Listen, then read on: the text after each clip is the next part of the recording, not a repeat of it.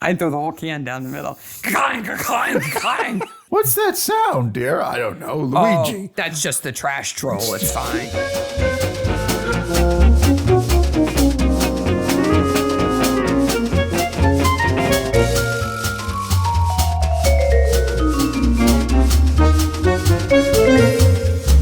Hey, Maniacs. Hey, Mystery Maniacs. Mystery Maniacs is a comedy recap podcast dedicated to mystery TV. Each week, we dig into an episode of a show, including the murders, the mayhem, the loonies, and everything else we love. This week, Poirot, The Adventure of the Cheap Flat, Season 2, Episode 7. I'm Mark. I'm Sarah. There's no murders anymore in any of these shows. I know. We need some murder. It's a good thing we're not murder maniacs. Yes. Well, it's a good thing we're not murder maniacs in general, but I had it in my head. The Poirot Insane Clown Posse crossover podcast. Yeah. I had it in my head that I was going to start this episode doing the horrible Italian accent that the assassin does. It's me, Mario! I was going to say, it's a me, it's a Sarah, it's a Mystery Maniacs. If you just put an on everything, you're Italian all of a sudden. It is horrific, but it's not the worst accent of the episode. You killed Luigi. Like spaghetti. Spaghetti. That makes you Italian, apparently. I guess if you let your kids go to see gangster movies, they should be able to listen to the podcast. And we are going to spoil the mystery of the cheap flat. If you don't know what the mystery is, go watch it It's and come the back. adventure of the cheap flat. I know, but we're going to ruin the mystery. There's not much adventure in this episode either. Well, Poirot has a gun, so. There's guns and Poirot breaks into an apartment. That's true. There is some adventure. Like, I'd say that's pretty adventurous. Poirot goes to a dirty place. He does.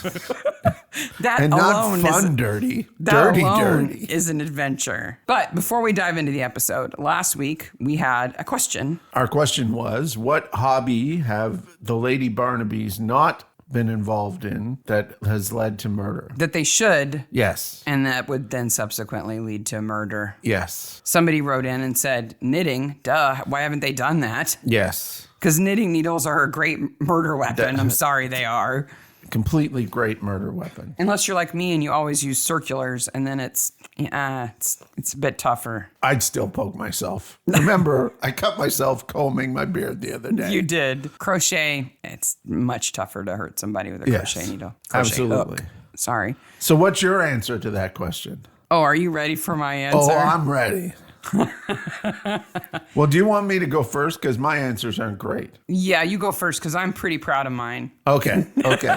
So I have three, one a way long shot and two that are, hey, what's hip right now? We should do that. Okay. So the first one, the long shot I have is the Midsummer Ladies Auxiliary D&D Association. I thought about D&D too. Which Barnaby, Joyce or Sarah? Sarah plays our tabletop RPGs and they decide to dress up or something to do some LARPing. We're way into this right now. Yeah.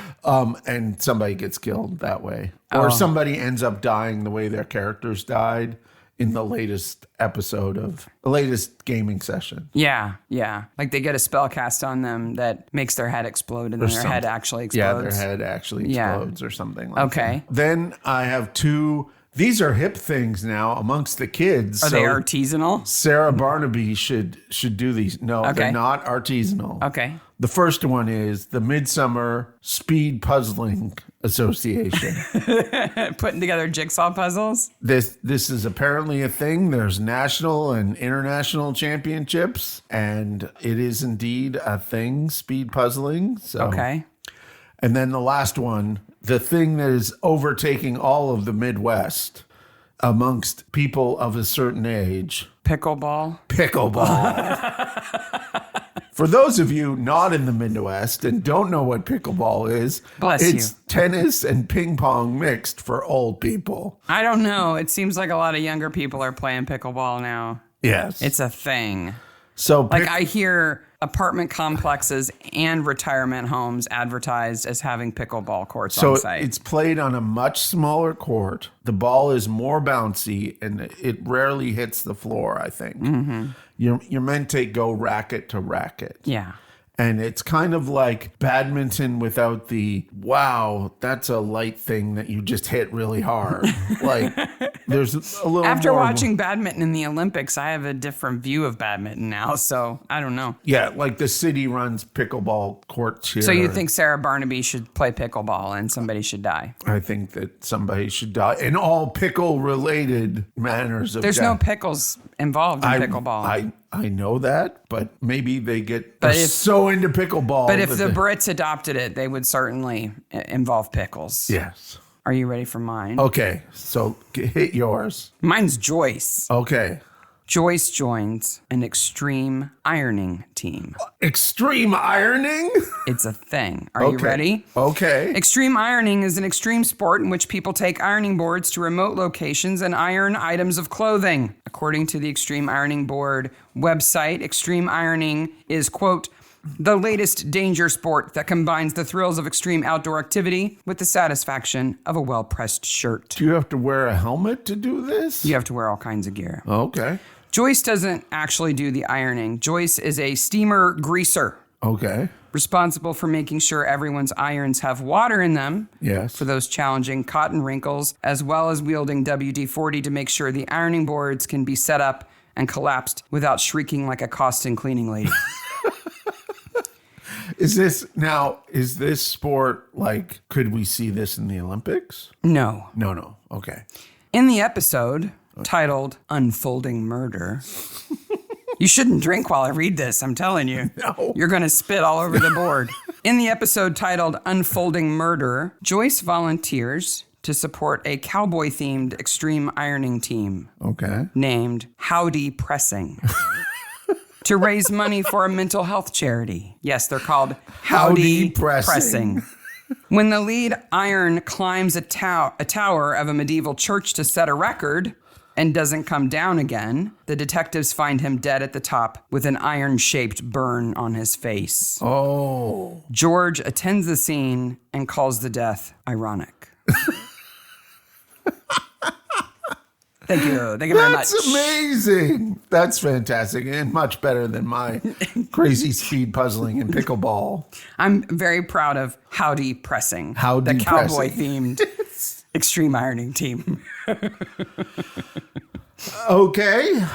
The question for next week came from Laurel, a listener. A listener. And she wanted to know, what crossover would you like to see? So a crossover is when characters from one show enter the world of another show. So, for example, Sister Boniface and Endeavor happen at the same time in history. But wow, that would be wacky. So Sister Boniface could show up in Oxford Yep. and be a character in an Endeavor episode. She could indeed. That would be a crossover. Yes. So you're thinking of characters from completely different series entering one another's worlds, and they should be, unless there's time travel involved, which is kind of a stretch for most shows we watch, they should be set in the same time period. But the most juxtaposed, the better. It's more fun. Yes. Sister Boniface and Endeavor would be like chalk and cheese, I think. I think so. It would be. Oil and water. Yeah. Yeah. She would have no time for his Seriousness. His seriousness. And he wouldn't take her serious either. No. But it would be fun to see them Yes, it together. would. Okay, are you ready for The Adventure of the Cheap Flat? I am indeed ready for The Adventure of the Cheap Fat. Originally aired on the 4th of February, 1990. I looked today. The Brokenwood dates. The first airing of Brokenwood is 2014. I don't know what we're going to have to do with cell phones and cars. Automobiles. Directed by Richard Spence and written by Russell Murray. The short story doesn't have the American Agent Burt in it, but it's pretty close to it. So we start out at a movie theater. Is this a Cagney movie they're watching? It is indeed a Cagney movie entitled G-Men, G being in quotation marks. Like government men. Yes, that was released in 1935 to kind of make his image better because he had played so many gangsters. Does he play a good guy? He plays one of the FBI agents? He plays a guy that gets mentioned in the episode. Do you know where he gets mentioned? When Poirot says Brick Davis. That's the name. Oh, that's the movie. That's the name of his character. Yeah. Brick Davis. FBI. There's a lot of shooting in this movie, and then it just ends. We do watch the climax of the movie, and it does, in fact, end just like that. Like a car runs into a curb, the end. I watched the last 2 minutes of it today, and it's like, and then he pulls out, Cagney pulls out the machine gun and shoots the guy trying to get away, and that's it. The end. Yeah, it's wow. Not my kind of movie. No, but Jap and Hastings are loving it because they're like little boys. Yeah, I'm more like Poirot though. That kind of loud bang bang bang bang bang movie just doesn't do it for me. Well, there's no mystery, there's no nuance to it for Poirot to enjoy. But that machine gunning down a car is very Bonnie and Clyde, which gets referenced later. But do you know they were only like active as bad guys for like 3 months or something? Yeah, it's a really very short Bonnie period and Clyde. of time, and they had just been, well, some would say assassinated by the police. They'd Swiss cheesed them. Yeah. Yeah. But That happened in 1934. That's okay. Clyde's mom then took the car on tour and made a bunch of money out of it. Classy. What's amazing to me is when the 70s movie of Bonnie and Clyde came out with Warren Beatty in it, that was like there were people alive who remember Bonnie and Clyde. Yeah. Like that's weird to me. That is weird. So they're at the movies and Jap mentions that there's going to be an FBI agent coming to London to get some help with a spying case. Yes. Poirot's not overly impressed by He doesn't this. care about any of that. No. So then we're introduced to two people who we've never seen before. Mm-hmm. The Robinsons. Stella and James Robinson. And we see who could be drug dealers or white slavers. A young Samantha Bond who could never be a drug dealer or a white slaver. She's just a femme fatale backstabber She's character a and other million things. people, including Miss Moneypenny in 4 Bond movies. Yeah. So Samantha Bond is in Bond movies. She's in a lot of things, including Midsummer. She's in a lot of things, including Eric the Viking. I forgot that she was in Eric the Viking. So speaking of Eric the Viking, if you have Apple TV and you're not watching Time Bandits, you're wasting your life. Literally. Go watch what it. What are you doing? First of all, it captures the essence of the movie. Perfectly. For Time Bandits is a perfect movie. If you don't think Time Bandits is a perfect movie, you can move on from my podcast. Okay. Don't say that. It's completely different genre. Some people don't like that stuff. Okay. But it's so funny. It's so clever. It's so good. Super good movie. Anyhow. Came out in the 80s. This TV series based on it is every bit as good. I'll tell you that Michael Palin are consultants on this movie. Yeah. It's a TV show. Yes, sorry, TV show. It's really good. It's on Apple TV. It's very good. Anyway, we've gone way far afield. Yes. Let's get back to the focus. Back to Samantha They're Bond. looking for an apartment and they go and it's a cheap flat, right? The mom I got apart for this episode is the woman who gets refused at the door. Yeah. She's like just eating the scenery up. Let me guess. Apartment 6. Don't even bother. It's already let. Slam the door in my face. They're so rude to me. That just heard my name and then went away. There's got to be a more efficient way to find somebody named Robinson to let your apartment. I would think so. But Samantha Bond shows why she's charismatic here by the little, oh, come on, let's go anyway. Maybe they just didn't like her. Yeah. She was kind of brash. Like, that is the most Samantha Bondy moment of... You don't know. You don't know what she's like as a person. No, but like that's the kind of character she plays. The character she plays. I know I'm beautiful. I can get away with some things. Let's go be adventurous. Yes. And then we go to Hastings' friend's party. Well, and they do end up renting the flat. Now, Yes. they make a big deal out of it that it's only 80 pounds a year, which the old British bank inflation calculator tells us is only $4,700, 4,700 modern pounds a year, or around 400 pounds a month now. Which is incredibly cheap. Dirt. You can't rent a parking space in London for 400 pounds a month. You could not. A closet Yeah. would be 400 pounds a month. Yes. Without a window. Yes. And no access to a bathroom. And certainly not with And you'd have to share it with somebody. a fancy 2-burner electric fireplace. And a dustbin stairway. A dustbin stairway. Teddy Parker, who is Hastings' friend, who's throwing the party, is obviously very wealthy. Yes. And is as dumb as a box of rocks. He and Maybe Hastings, there was a grisly murder there. He and Hastings are cut from the same They cloth. are the same dude. I know I invited these two to my party. I know I said that they were salt of the earth and that they're wonderful, but I have no idea who they are. I don't know where they came from. I don't know what he does for a living, but they're good people. Like, what? He also has some weird art in his house. He has whatever art he's been told is good because that's the kind of person that he is. They stand in front of this painting. If you guys can identify it, I put in a million search words and I could not. Weird, funky painting? What about it caught your eye? I think it's probably Diana and the Hunt. Oh, that thing. Yes. But I don't know. Like, it looks like a piece of art. It's like an Art Nouveau version of that. Yeah. So almost like a cartoon, though, kind of. If you can find it. It reminded me of the frieze on the ceiling in the hotel in the last episode. It definitely did. It had that vibe. I'm no ghost expert. What if Hastings had a ghost show? Arthur Hastings Ghost Hunter? Arthur Hastings Ghost Hunter is the best spin-off show ever. Well, Miss Lemon would have to be his sidekick. Yes.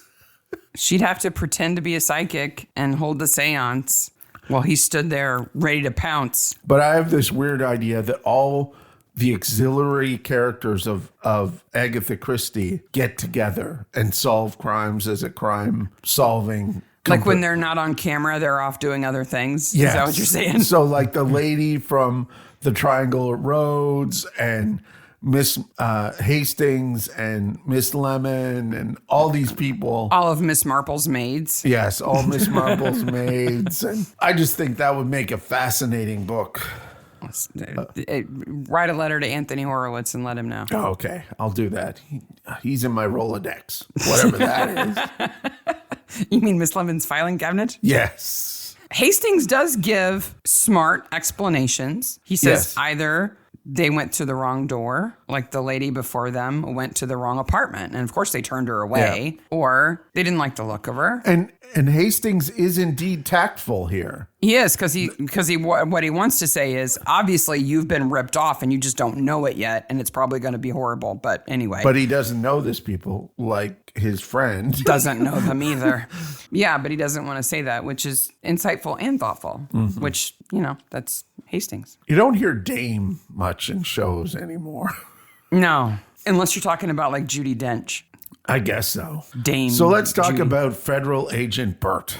Could he be more of a stereotype? He is the stereotype. He's got the constables in the room Yes. with the chalkboard, and he's explaining to them what's going to happen. And he's so dumb, he doesn't realize they have no concept of American football. None. Right? None at all. So they're completely lost. He's like, so this dame, she thinks she's heading for the handoff. What she ain't thinking is Federal Agent Burt is playing for the home team. And with the FBI quarterbacking and Scotland Yard running interference, she ain't gonna make 5 yards, never mind a touchdown, right? And they're like, right? I think so. Burt is a creation of the television show. Well, he may as well be in that movie that they Yes. watched at the beginning. And I think they did a great job of picking the right football metaphors that an American would use. Yes. That English people would have no idea what he was talking about.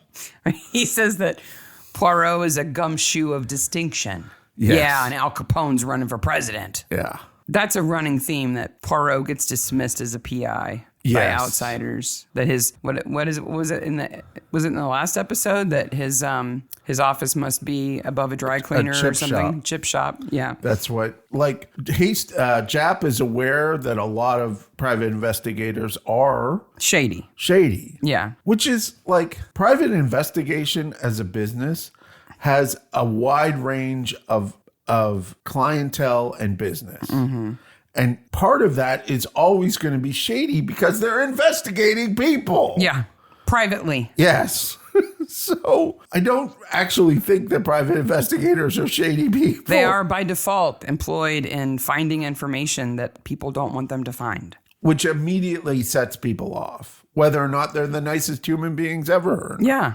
Yeah, but that's not Poirot. He's not a gumshoe. Seamus. If he had gum on his shoe, he would burn his shoes. Oh my God. Can you imagine Poirot with chewing gum on his shoe? Mon ami, sacre bleu. Best kept at chasing lost dogs. Tabernacle, burn my shoes. She's a Chantuzy. Okay, I got to tell you, folks. Chantuzy. I got to tell you. Indiana is the capital of mispronouncing French words, okay?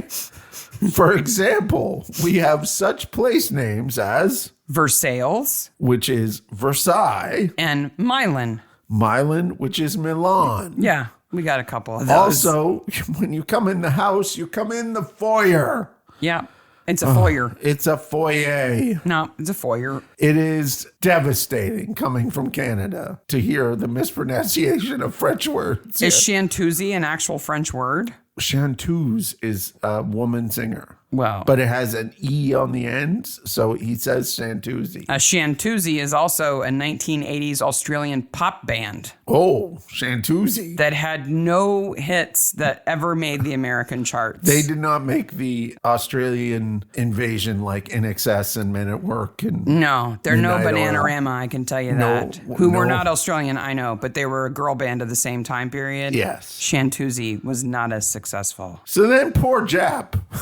He stole my office. He stole my men. He's like basically sitting in a storage room. He's in a storage room. Explains the real facts of the case to Poirot. That they're going to run surveillance at the Italian embassy because an American woman has stolen American blueprints for a submarine and is going to sell them to the Italians. And the mafia's after her. There's no such thing as the mafia. Yeah, man. Nothing. Get it to your thick head.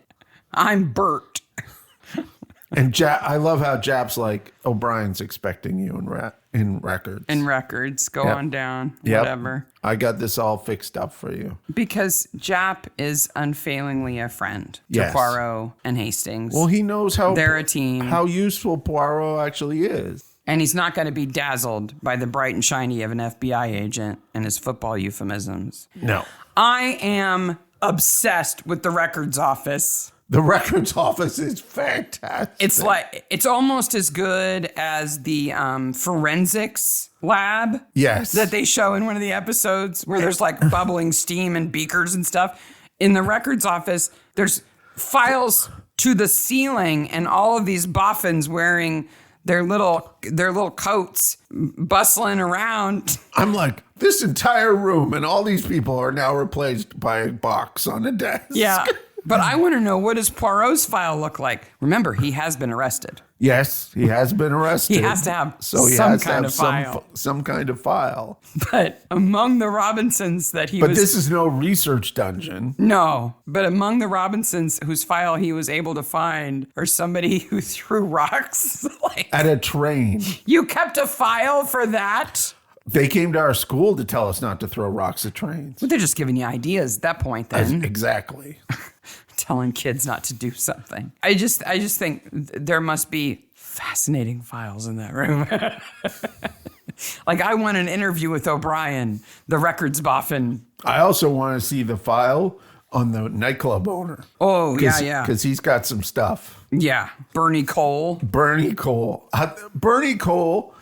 is one of the best bit characters in Poirot from start to finish. He's very good. He is fantastic. I love the pillow on his phone. He doesn't want to answer the phone. So they go to the apartment. Yes. And Luigi's outside. He is the worst.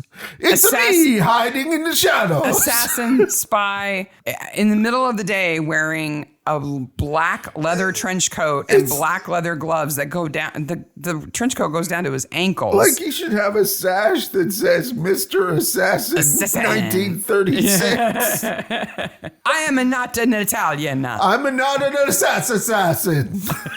Wow, okay. That's a little racist. I'm not a killer. I'm here for my friend Luigi and Peach's house. Yes. I'm a tree holder upper. See how I lean on this tree? I keep it up. That's what I do. So they go in. I love how Hastings. I love Hastings wants to come up to the apartment that Poirot has rented, and he says the doorman almost didn't let him up because some creepy foreigner keeps asking about the Robinsons, and he says, it wasn't you, was it?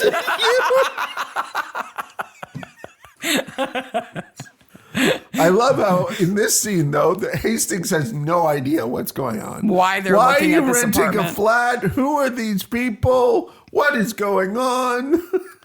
Plus, based on the rent that Hastings, he says it's a guinea a week, that would be in today's money $300 a week. Wow.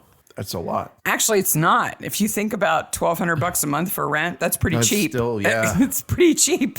For at least a 1-bedroom in the city, that would be dirt cheap. So then they're walking through this park, and it's implied it's outside of the apartment building, but it's not. It can't be. Well, and it's supposed to be on the other side of the street. It's a public park between 2 blocks. Yes. A city where park. They're burning leaves. Each gardener is burning a pile of leaves because Jap's men are there undercover. And there's about a dozen of them working in one park that is less than a city square block. They're not really pulling it off. And this we'll get back to because those leaves are on fire. Yes. Like this again is Poirot spending lots of money. Yeah. It's expensive to light something on fire. It's expensive to light something on fire, let alone multiple things on fire. You got lots of actors in costume. I don't know if they're really on fire. To me, they look like a pile of leaves with a smoke bomb in them inside. That may be the case. Which it's still pyrotechnics. It still involves insurance and cost. But the people who are just walking through this park must be like, God, what is going on in here? It's full of smoke. There's dudes everywhere.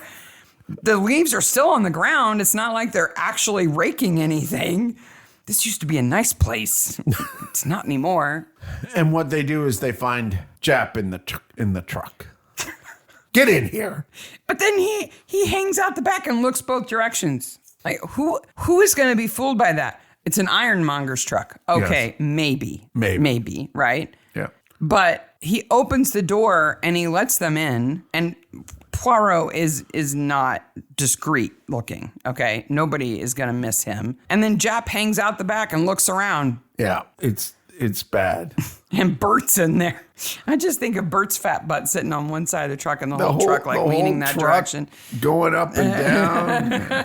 It's got little windows. But now it's time for Action Poirot. So that evening, or some evening soon after, what the plan is that Poirot's going to break into the flat of the Robinsons. Mm-hmm. Hastings is going to act as a diversion. Right. Well, he ensures that the dustbin door isn't locked. He's going to make it easy to get into their apartment. Is it implied here why he wants to get in their apartment easy? Like later we find out it's so that he can stop the assassination attempt. I think that's why he's doing it. Because he knows Luigi's coming with the water gun, right? Yes. Okay. No, he's there for vengeance for Luigi. Oh, okay. This is clearly Mario. This is clearly Mario. Yeah, sorry, get it straight. Okay. He didn't have a red hat on. He knows Mario is going to try to kill them. Yeah. And he wants to stop him, and he's going to do it by sneaking in the dustbin door. Okay. So. And Hastings is simultaneously great at keeping them busy and horrible at keeping them busy. The discussion of brushes. It's fantastic. Well, he's trying to suss out if they've ever been to Italy, right? Yes. And that's the way he thinks to do it. Yes. Is just by saying... Because he still thinks they're bad news. They could be. And they have no idea what he's talking about. Well, because he doesn't even say what he's talking about. They're like... So Stella gives him a perfect cover. She's like, I just think it's detective's curiosity, and that's why you've stopped by. And he could have said, yes, actually, yeah, I'm just so intrigued by this. That's perfect. And he would have kept him busy talking, and it would have been no problem. But he's like, no. I just happened to be nearby, and I thought, aha, the Robinsons, they'll have an answer to this question. Should I use a brush or a comb? And they're like, for what? And he's like, on my walls to do the faux painting. And they're like, what? He's like, surely you know all about this from your time in Italy. What? We just came down from Cambridge. They're really young students who have lucked into a luxurious lifestyle. They're married. He's got his first job at the insurance company. they got a great apartment for a short time because I have a feeling after this is over, they're not going to get to keep it. No, I don't think they will. So Poirot makes a mistake here. He drops a tool, some sort of lock-picking tool. Now, what he does to this door so that it can be opened later would not have worked if, in the meantime, they put out the dustbin. Because what he does is he takes the screws out of the slot that the post slides into, right?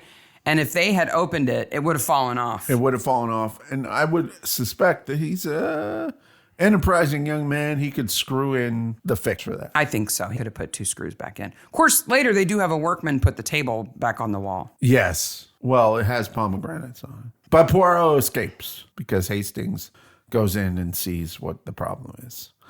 So let's discuss this stairway. It intrigues me. Yes? It is completely impractical. It is incredibly impractical. I pity the fool who has to take their bins out. So to get Poirot's trash to the coal troll, he puts it in the dumbwaiter and goes down to where the coal troll lives. The coal troll pulls it off the dumbwaiter, puts it in the incinerator. That makes sense. That makes a ton of sense. I think it's even smarter than a trash chute. Yes. Because... Well, you'd hit the troll. Well, I always think trash chutes are going to get clogged up and they're going to be gross. I lived in a building with trash chutes once, and they get clogged up and they're gross. Yeah. It's just the way it is. Yeah, stinky. They also slam really loud. The door. At all times of the night. And you can probably hear trash going down them all the time, too. Well, I lived on the 4th floor, so I couldn't really hear much. The tumbling sound of it going by, though, if you lived near it. Yes. Yeah. But this system is just utterly inefficient. So it's a whole separate staircase. What poor soul has to trudge up those stairs to each of those bins and take the bags out and then carry them all the way down? Yeah. I mean, the most efficient way would be to go all the way to the top, grab as many as you could and walk down. But that still makes no sense. And then take the elevator up again and do it again until they were all empty twice a week. What I would do is when everybody's at work, kick the bins down the stairs. They've got the numbers on them. You'd know where to take them back to. I take the bins into the hallway and put them by the elevator. Then go to the top floor with the elevator, right? Press all the buttons on the way down. Stop and get all But you'd have to take the bins through people's apartments to get them out to the elevator. No, there's got to be a stairway into the hall. The hallway stairway. At top and bottom. That's it. Well, if it's at top and bottom, then I go to the top and bring them down. Kick them down the stairs. Yeah, kicking them downstairs. Or dropping them down the center. Throw the bags down the center.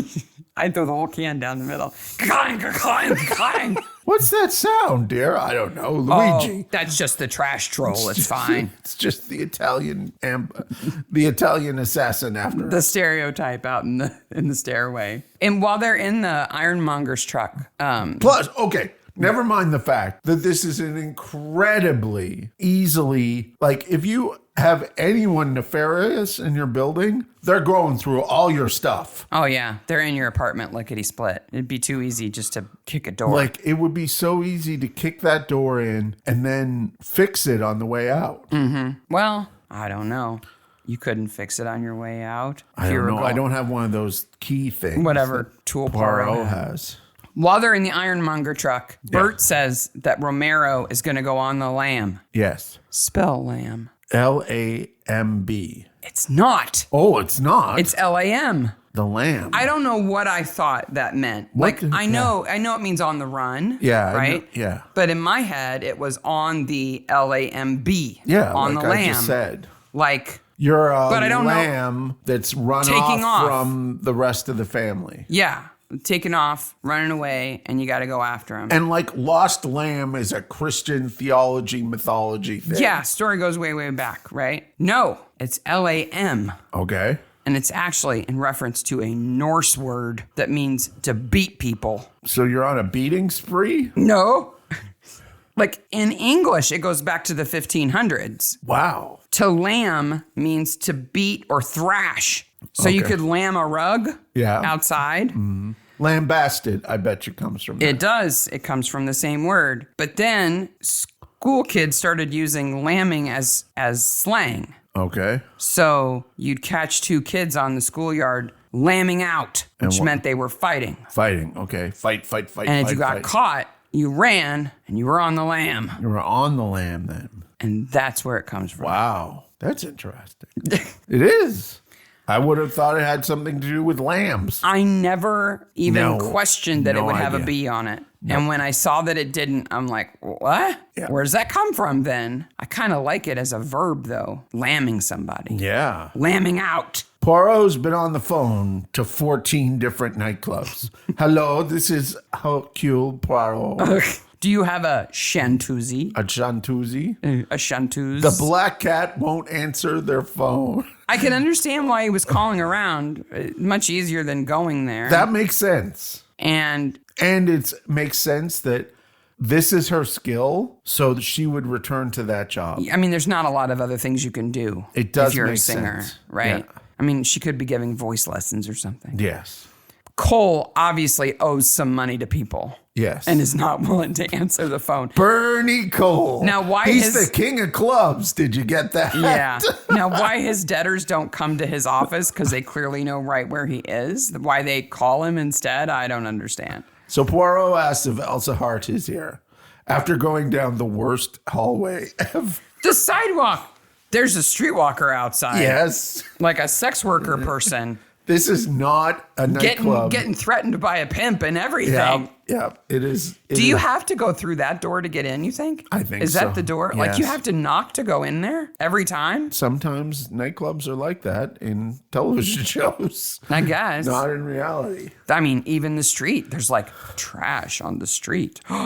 So Elsa Hart does sing here, but not the American Elsa Hart. It's the Canadian Elsa Hart. And this is where Bernie gives us gold.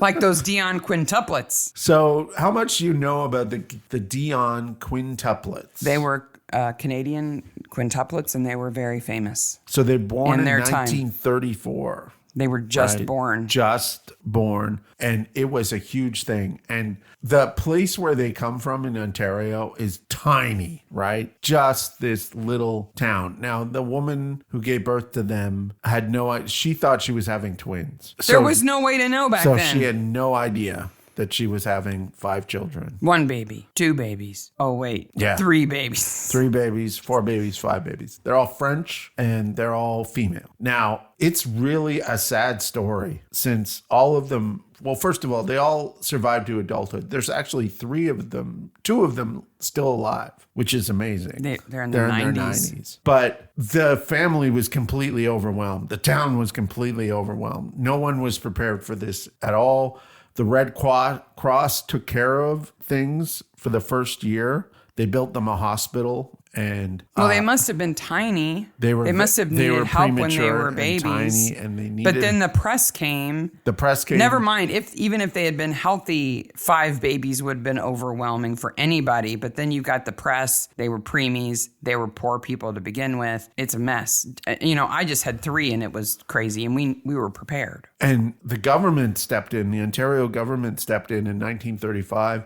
With the Dion Quintuplets Guardianship Act and made them wards of the crown until they were 18 and then took a bunch of money from them. Did they take them away from the family? No, but they were like the government then became in charge of their press and, okay. And all of the profit that could have been made was made by the government at that point in time. It sounds like they were kind of supported by the government too, though. Yes. So, but they were incredibly famous. There was definitely, I know my mother was born a few years before them, but she remembers them even as toddlers and young children being like, here's the Dion quintuplets first day at kindergarten. Yeah. And then they did ads and stuff like that. All of those. So the other thing Cole says, though, is that she's Canadian and Canada's going to be a big deal. It's going to be all the rage soon. So I think he says that because in 35, so this is supposed to be 36, but in 35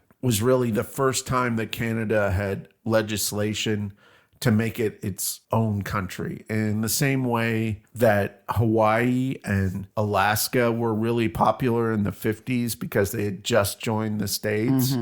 I think that's what he's implying. Canada's up and coming. It's up and coming. It's an exciting place to be. So what are the new things that are going to be coming from Canada? I don't know. It was a very boring place. Like, if people wanted to take advantage of the buzz about Canada and the UK, what would they have done? Like, made maybe a Canadian restaurant? Maple syrup or something? See, that's Hastings is going to invest in the Canadian restaurant. Like he did in the Venezuelan restaurant. Oh, all the fashion this year is all the ladies are dressing like royal mounties. Yes, absolutely. Red jackets are all the same. Hastings is going to buy Poirot a giant moose head going. Taxidermied moose. In his office. I caught this while I was going down the Orinoco. Down the St. Lawrence. Mm-hmm. So. Miss Lemon gets to go undercover. This is an undercover episode. Yes. Miss Lemon poses as a journalist for the Ladies' Companion. Miss Lemon is fantastic. Again. She's underappreciated. Yes. Her talents are undertapped. Yes. Because she does a great job. She susses out everything. Oh, she has Cole's number right away. Yep. And finds out that, like when she came in at first, I was like, is she naked? Is Romero naked? Is Romero naked? Yeah. Well, and she's with her husband, so it's okay. Yeah. And she's a Shantuzi. What do you expect? Miss Lemon picks out all the problems with what she said with her amazing file system.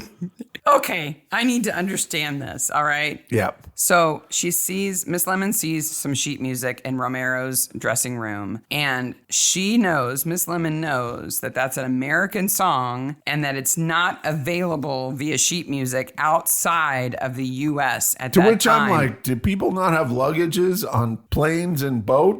So she knows that Romero has been in the United States or she wouldn't have that music, okay? Yes. But the way she knows it is she has a card. It's a card in her filing system. Which is fantastic.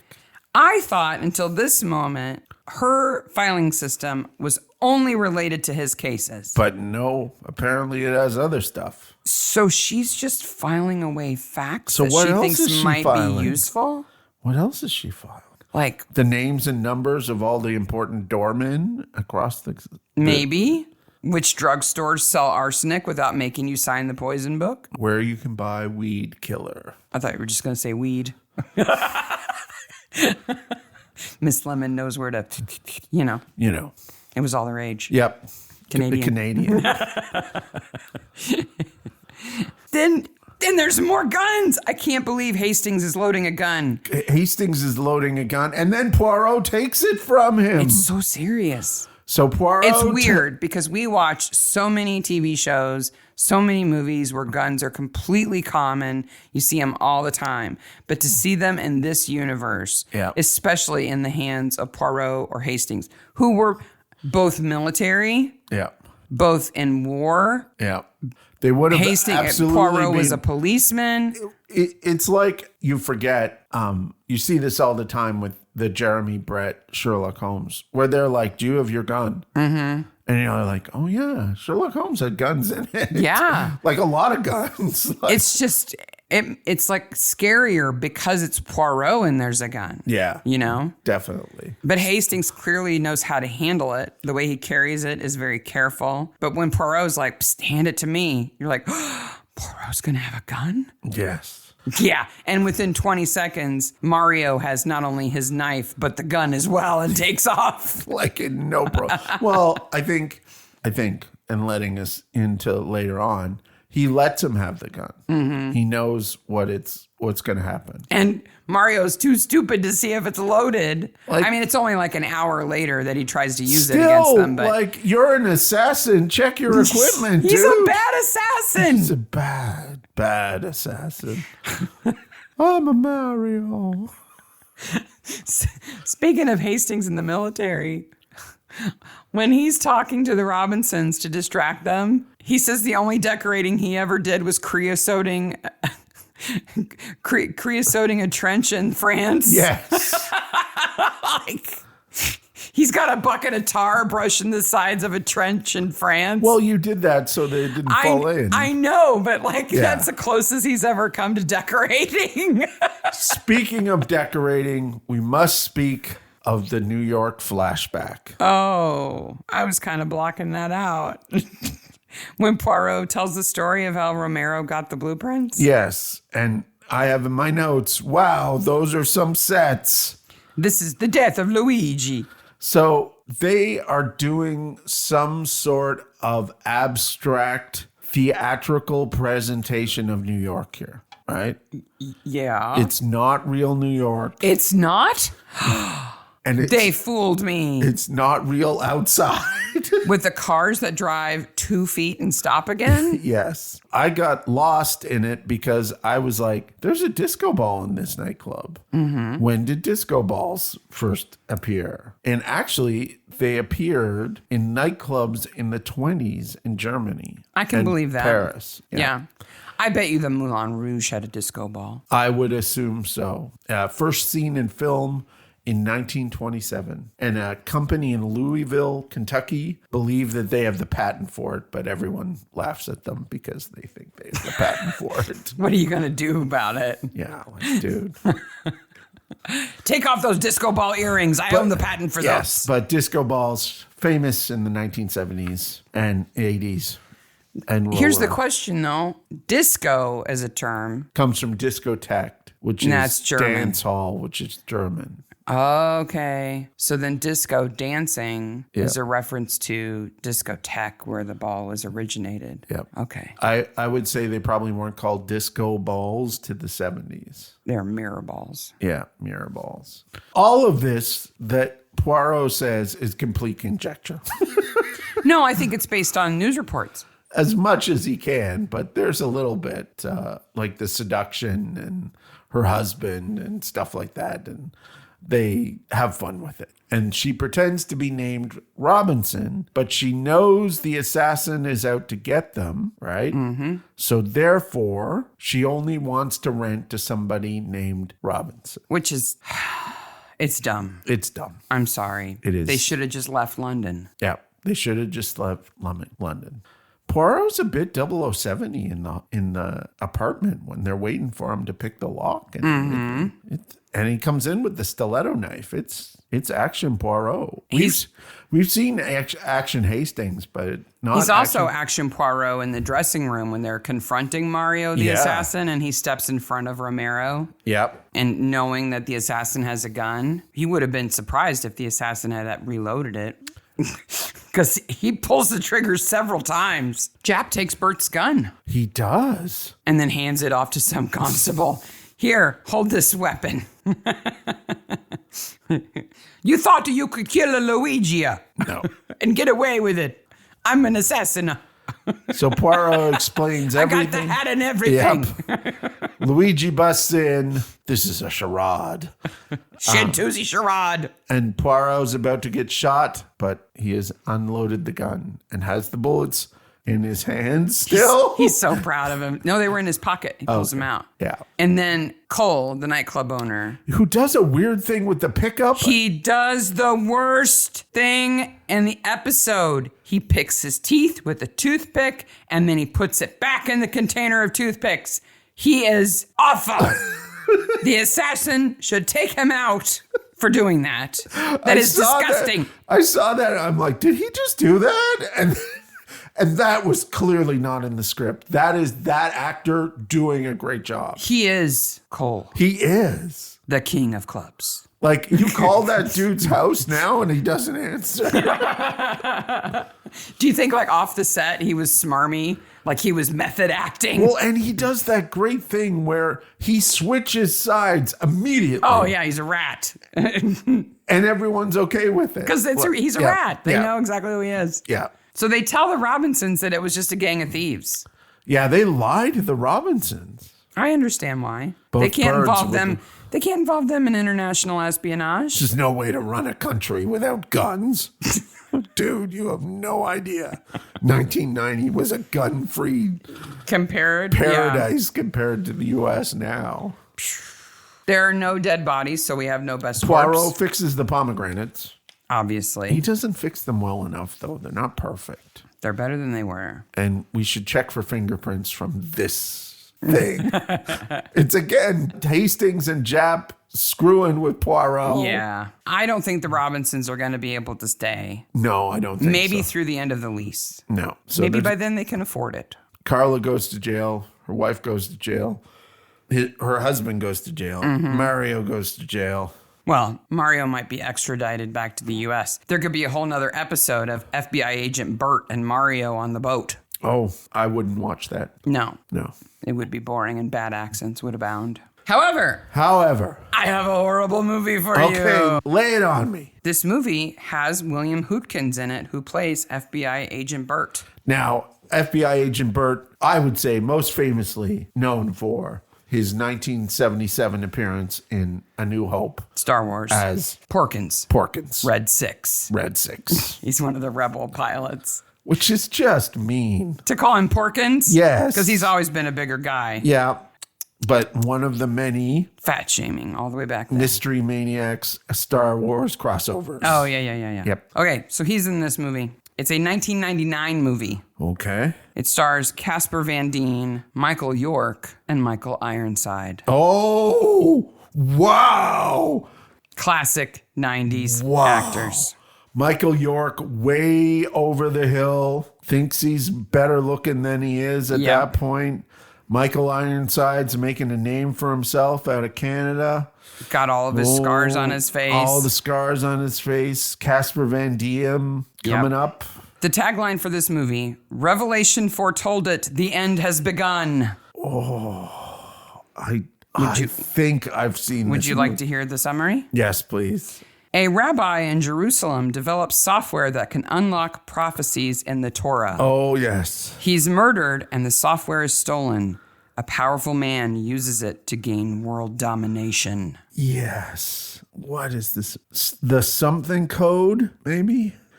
The numbers code? It was all the rage in the 90s. This numerology related to... There's the alpha and... the beta code. No. Omega code. Yes. That's it. This is the Omega code.